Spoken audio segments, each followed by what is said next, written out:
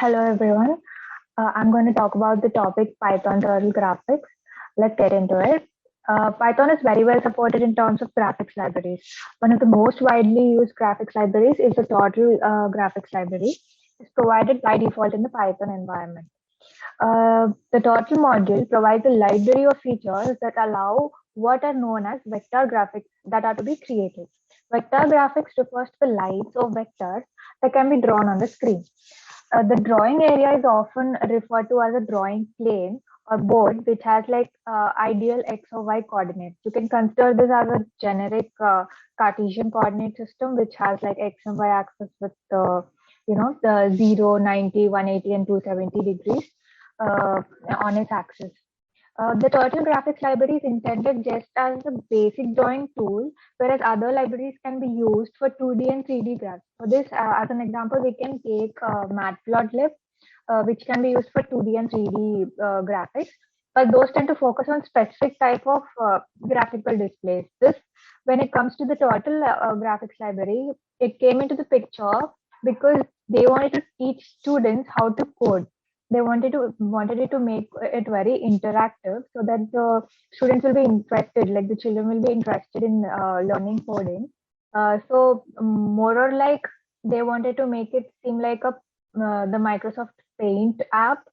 Yeah, so it is possible to create intricate and quite complex shapes by using simple commands. Let's look into some of the key functions uh, which has by Turtle module. So let's import Turtle first. The Turtle Screen class is the parent of all screen implementations used for any operating system that you're running on. It's used as a playground. Just I was talking about it before, just like that. The first thing we do is to set up a window. For that, we have the setup function, which takes the arguments of width, height, start x, start y. As you can see, the key points of these attributes are mentioned here. Arguments, sorry, that are mentioned here. Then we have the title. Exit on click. What it does is it comes out of the Turtle window. So you can, as soon as you hit the X button on the Turtle window, you can come out of the code. Pi shuts down the Turtle graphics screen or window. Done also starts the main event loop. This must be the last statement in the Turtle graphics program. Speed gives us the speed, a maximum of 10 you can give. The higher the value of the speed, the execution runs faster. Turtle.tracer is nothing but to use it as a batch updates to the Turtle graphics screen. Turtle update performs an update of the Turtle screen. This should be called at the end of the program. This has been used as it is filed to ensure that the elements have been drawn, even if the tracer threshold has not been reached. Here you can see by setting a number n to a larger number, then the 600 elements will be drawn in memory before it's even shown up on the screen. So that is the Turtle tracer and update.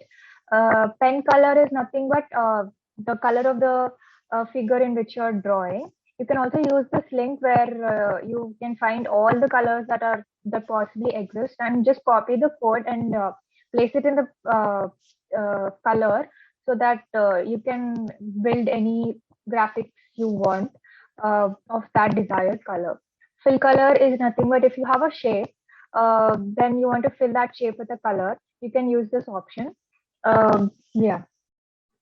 Again, the spelling of color is this, not this. That has to be noted. Let's get into our first program. Let's start and clear output for everything and execute the Turtle command. Sorry, import Turtle command. This we're giving the title. We're setting up a window of width 200, height also 200. Giving the coordinates as 0, 0. Pen color is given as red, and you want to exit when you click on the X option. So let's execute it.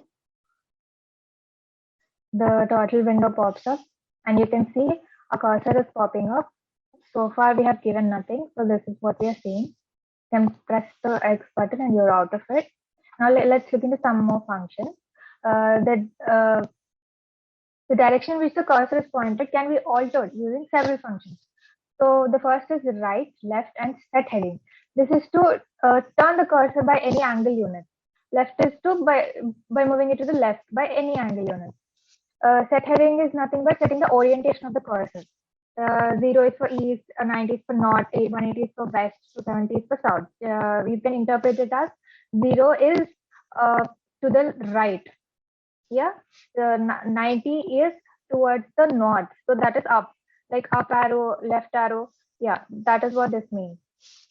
You can move the cursor, and if the pen is down, this will draw a line using a forward, distance, go to, set X, and set Y. Forward distance moves the cursor forward by the specified distance in the direction that the cursor is currently pointing. If the pen is down, then draw a line.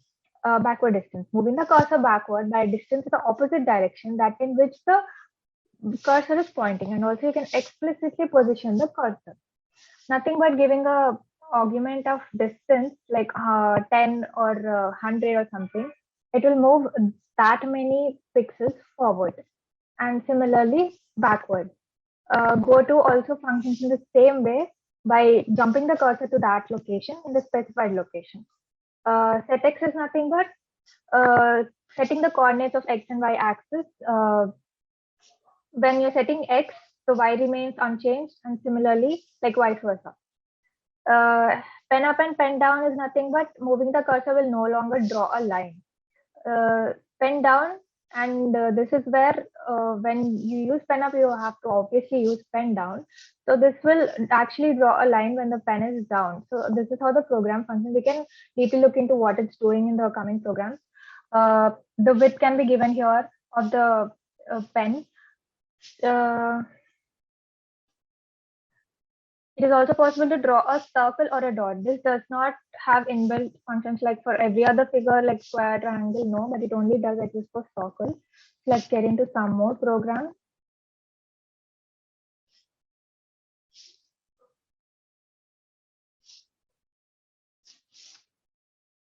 Turtle window is popping up, and you can see what's happening here.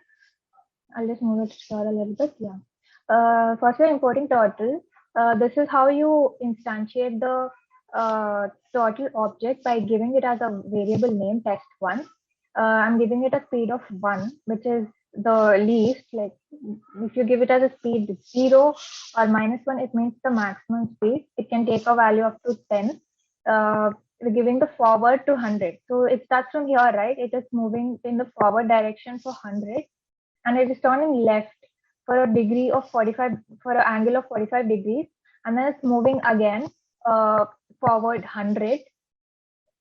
Yeah, forward. So turning 45 and then moving forward 100. And then from here turning 90 degrees in this direction and moving forward 100 units, 100 pixels. So this is about it. And let's get into another one. Here, let's see what's happening here. We're giving a title called Square, Animation Square, giving it a setup, setting up a window, and then we're giving the color as blue, and we're giving the certain commands to draw a square. Let's see how it's executing. You can see this. So this is a simple square. Now, the above method, the cursor forward 50 pixel and then turns 90 degrees, and this repeats for 3 times. This is what is resulting in a square. You can obviously put these in a for loop to make it a simpler code. It will look neat. Yeah. Next is let's go on to drawing shape. There's a lot you can do with the tutorial module. I'll surely get into all the details of it. You can see this is slightly a complex combination of squares that we have seen from before. What we can do is, let's go through this. Giving up a title, setup window, we are hiding the turtle. It's just the cursor we are hiding. We're defining a function for the square and writing the function inside of it. we're calling the setup function. And for this is an empty argument that can be given. Empty placeholder, you can say it. Yeah. Then a draw square of 50, size you're passing it as 50, and turn right 120. So this square, every square that is drawn is rotating for an angle of 120 degrees. That is what it's doing. Just a slightly complicated version of the simple square. So let's get into the filling shapes. We have two main arguments in this, begin fill and end fill. Let's look into it on a deeper level. We can see the title is given setup, then color is red, fill color is yellow, and we're calling again the draw square function. So we have to execute this first, and then just close this. Let's execute this. So you can see the pen color is red and it is filled with yellow color. So the first argument here is the color of the pen, and the next is the fill color. That is how it's taking. The size we're passing it as 60 here. Yeah, let's go to the next one.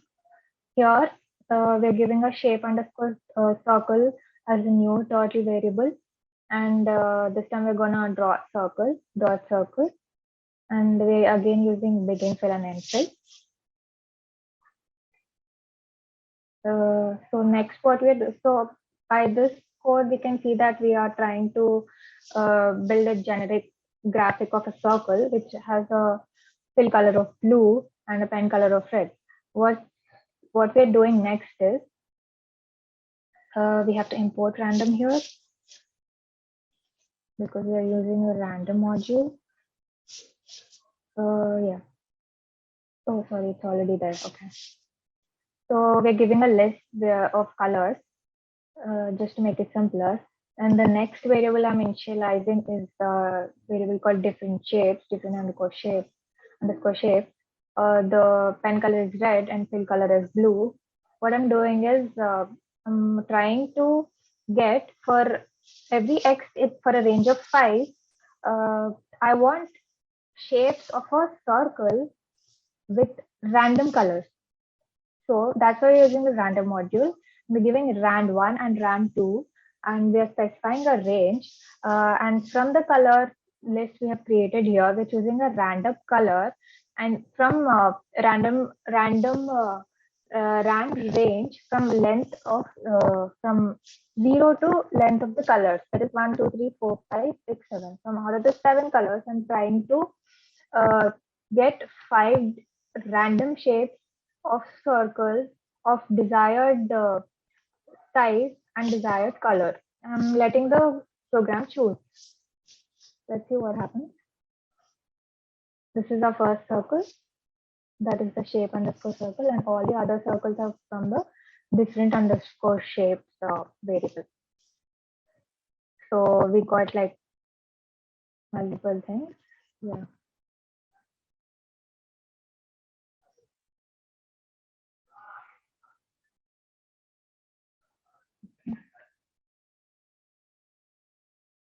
I think this is crashed because, yeah.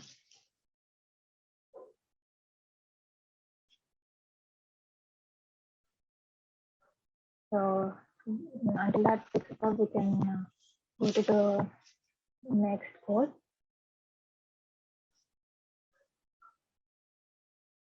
So next we're saying we're building up a square. Again, giving the pen color as blue, fill color as cyan, or however you pronounce it, cyan or cyan. Then we're actually using the pen up and pen down here. So let's see what happens. What set heading does is we've seen before, it sets the orientation.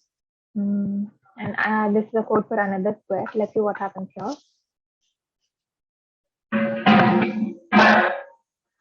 So yeah, what's happening here is the first square is built till here, then 10 up, set heading 270.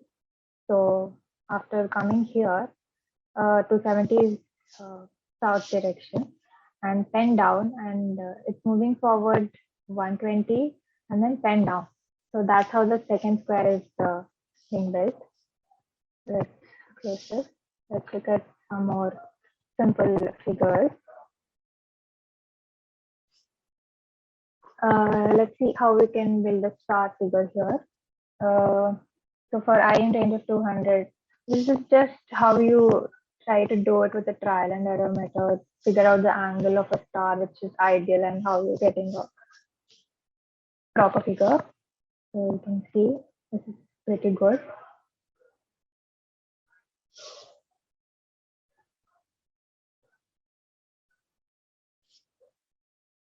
Going to the next.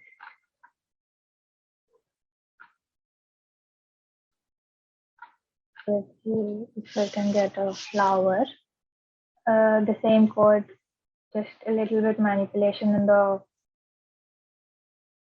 left and forward function. The number of times the for loop has to be repeated. Like this trial and error, we can create multiple different shapes which are very appealing. You can play with it. Let's try and experiment with it as well. So that is it. Next is, let's use the math function and try to build something unique and different.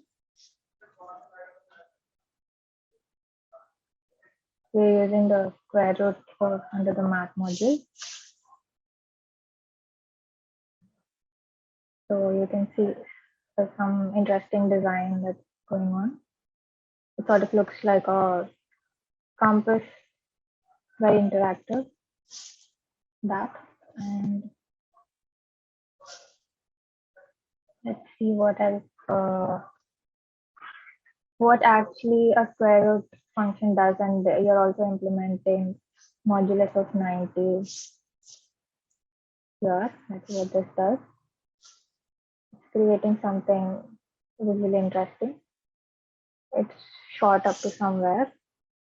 Yeah, this is something we did by using the square root function and the percentile.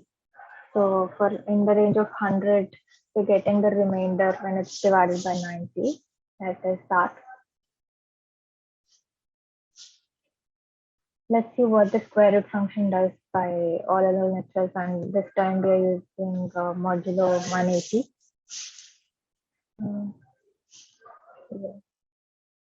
So yeah, this is what the square root function does.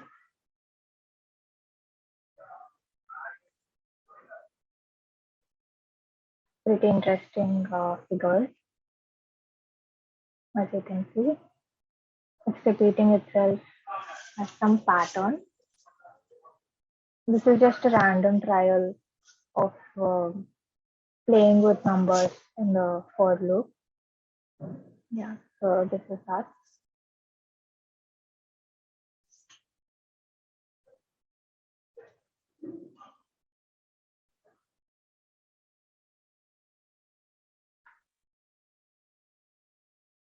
Let's see what the sine function does. This also seems to be recursive. Yeah, something interesting you can see when we use the sinusoidal function. So this all Turtle offers all of this to create interesting graphics.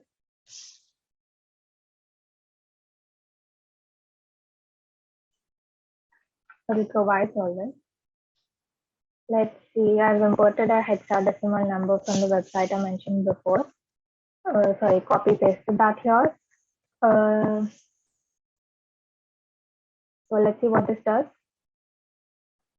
It's a code for a recursive figure. We're defining a function called star, and we're giving very specific values here after trial and error. Let's see what this does.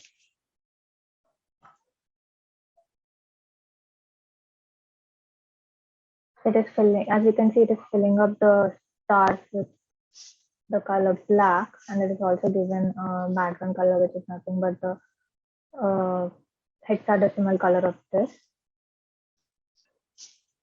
We have given the total begin fill and end fill. That's why it's filling up the star with the color black. Specifically asking to go to this location when the test 5 is called. So it's creating an interesting pattern. I think I will keep on building to a bigger star. So yeah.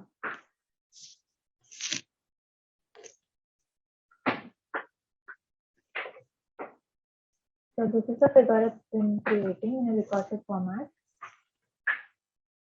I close this and let's proceed to the next cell.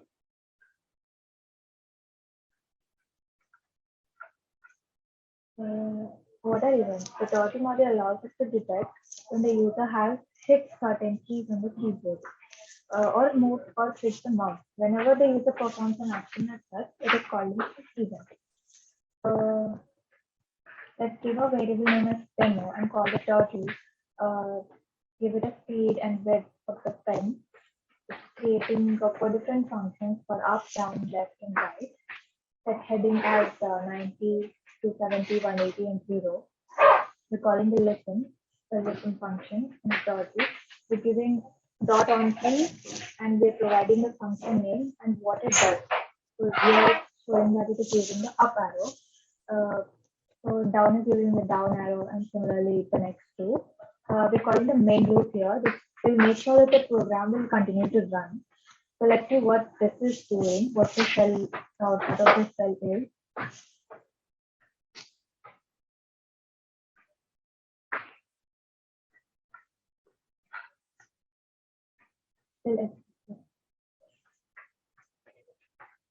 One second, there might be an error. I just check.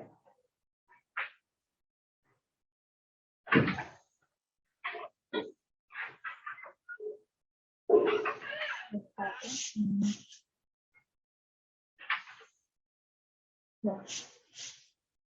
There is no error. So I'm pressing the down. You can this equal with only like few lines of code. You can do this. So let's move forward. With the help of the mouse, let's see what we can do. Here import asterisk is nothing but importing all the commands that are there in Turtle, giving a new variable name, and I'm passing the list of colors here. Defining all the same functions that were defined before, but the 2 extra functions here are added to the mouse, where I'm giving it as if I am clicking the left of the mouse, I want the color to change. And when I'm clicking the right of the mouse, I want the turtle to have a stamp, to leave a stamp on the figure. Calling the turtle listen, and here we are using the turtle.onScreen click, and the leftmost, the argument for the leftmost, the representation is 1, and for the rightmost, the representation is 3. And this code is similar to the before one, calling the main loop again. Let's see what this does.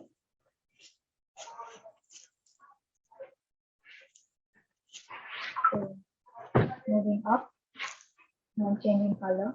Moving left, I'm changing color. Down, changing color.